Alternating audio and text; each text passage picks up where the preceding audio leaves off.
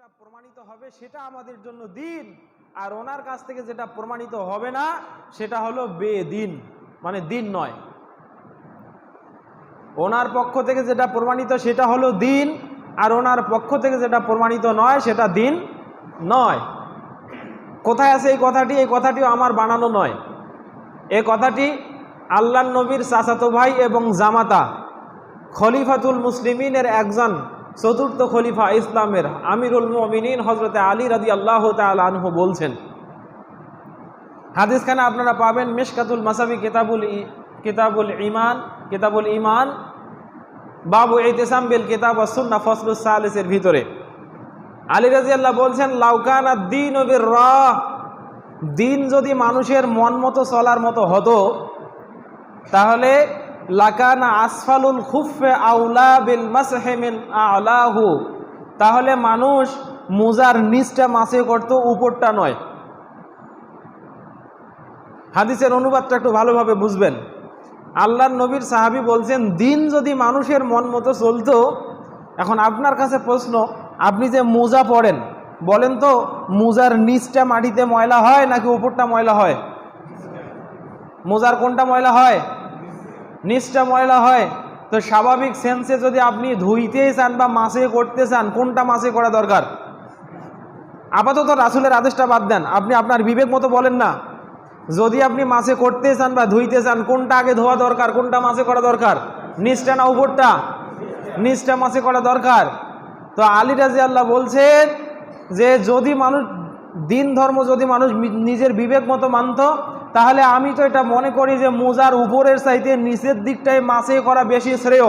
কিন্তু ওয়ালাকিন রাআইতু রাসূলুল্লাহ, আমি দেখেছি আল্লাহর নবী মুহাম্মদ সাল্লাল্লাহু আলাইহি ওয়াসাল্লামকে ইয়ামসাহু, তিনি মাসে করেছেন আলা জাহিরে খুফাইহি, তার মোজার উপরের পিঠ দুটো। কোথায় মাসে করছেন রাসূল? উপরের পিঠে মাসে করছেন। আপনি আমি দিন যদি মন মতো মানতে চাই, তাহলে আমাদের বিবেক বলছে মুসার নিচটা যেহেতু ময়লা হয় তা ওটাই মাসে করি, কিন্তু রাসূল মাসে করছেন উপরেরটা। এই জন্য মোজা মাসের সুন্নাত কি বলেন তো? উপরটা মাসে করতে হবে, নিচটা নয়। কথা বোঝা গেল? ইসলাম মন মতো চলার ধর্ম নয়। ইসলামকে আপনি যুক্তি দিয়ে মাপতে পারবেন না, ইসলামকে আপনি আপনার বিবেক দিয়ে মানতে পারবেন না, ইসলামকে আপনি আপনার স্বাভাবিক সুলুক দিয়ে মাপতে পারবেন না। ইসলাম মাপার মূল মানদণ্ডই হলো বিশ্বনবী মুহাম্মদ সাল্লাল্লাহু আলাইহি ওয়াসাল্লাম। ক্ষেত্র বিশেষে সাহাবীগণ, ক্ষেত্র বিশেষে তাবিঈগণ, এগুলো পরের ধাপ। তবে মৌলিক মানদণ্ড বিশ্বনবী মুহাম্মদ সাল্লাল্লাহু আলাইহি ওয়াসাল্লাম। সম্মানিত উপস্থিতি, যদি কথা বুঝতে পারেন তাহলে আপনার জন্য আমি বলছি, গড্ডালিকা প্রভাবে গা ভাসিয়ে দিলে চলবে না। আপনাকে বুঝতে হবে আপনি দিন মানবেন কোন শর্তের উপরে। দেখেন, এই পৃথিবীর জমিনে অনেকগুলো দল মত পার্থক্য। একটি দল তাদের নিজ নিজ কার্য পরিক্রমা নিয়ে খুব খুশি। আল্লাহ রাব্বুল আলামিন ও কোরআনে হাকিমের ভিতরে এই কথা বলছেন, কুল্লু হিজবিম বিমা লাদাইহিম ফারিহুন। জেনে রাখো বিশ্ববাসী, মানুষ তোমাদেরকে শান্তি দেওয়ার জন্য ডাকবে, আর তোমরাও শান্তি পাওয়ার জন্য নেতার কাছে যাবে। কথা সত্য। আমরা শান্তি চাই না?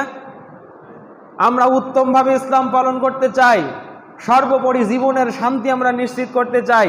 আর এই জন্যই তো আমাদের এই শান্তি পাওয়ার জন্য আমরা কিছু মানুষের শরণাপন্ন হই।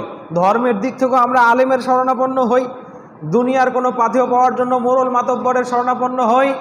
কিন্তু সিস্টেমে গলত থাকার কারণে আমরা যারা শান্তি চাই তারাও শান্তি পাই না, যারা শান্তি দিতে চায় তারাও শান্তি দিতে পারে না। আল্লাহ বলছেন, কুল্লু হিজবিম বিমা লাদাইহিম ফারিহুন। প্রতিটা মানুষ, প্রতিটা দল, প্রতিটা গোত্র তাদের নিজ নিজ কাজগুলো নিয়ে খুব খুশি। তারা মনে করে আমি যা করছি এটাই জান্নাতে যাওয়ার রাস্তা। আছে না নাই?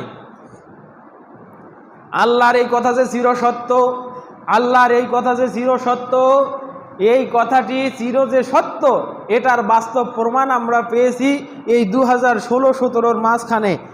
এইখানে একটি চূড়ান্ত ভিডিও ফুটেজ এখনও আছে, আপনারা সার্চ দিয়ে পাইতে পারেন, সার্চ দিলেই পাইবেন। সেটা হলো কিয়ামতের ময়দানে মানুষগুলো যখন পাপে একেবারে হাবুডুবু খাবে, কান পরিমাণ, কাঁধ পরিমাণ, হাঁটু পরিমাণ।